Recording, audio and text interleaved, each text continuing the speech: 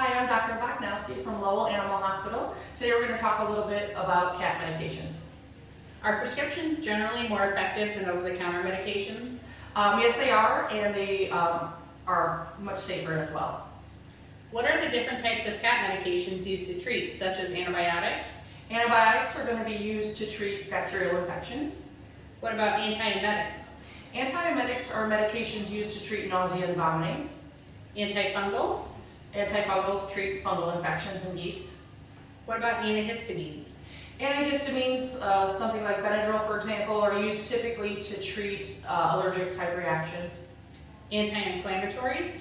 Anti-inflammatory medications we tend to use more for post-surgical pain, arthritic pain, things like that. Antiparasitics? Antiparasitics are used to treat intestinal and external parasites like fleas and ticks. Antivirals? Antiviral medications are for viral infections. What about pain relievers?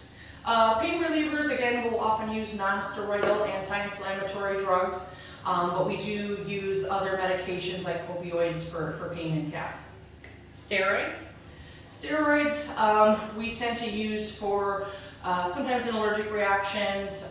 We will use them for anything to take down inflammation, like we'll see with asthma in cats, inflammatory bowel disease in cats are some common things that we use steroids for. Do you have any tips on how to give my cat their medicine? That can be difficult. So sometimes we'll wrap a cat in a towel so that they can't really use their claws and try that way. They do have something called a pill gun. It's kind of a long plastic tube that you put the tablet in at the tip, and you can sort of press it and it'll go in their mouth, so that way your fingers are out of the way. But you can also talk to your veterinarian about getting their medication compounded. At least some medications can be compounded where it can be, a pill can be made into a liquid form. That might be easier. It could be made into an ointment that you can rub in the ear in some cases. And there are some cases as well where you might be able to crush a tablet and put it in their food, but certainly talk to your veterinarian first about that. Why is it important to avoid self-diagnosing my cat's need for pain medication? With cats and dogs for that matter, you absolutely don't want to use any over-the-counter pain medications.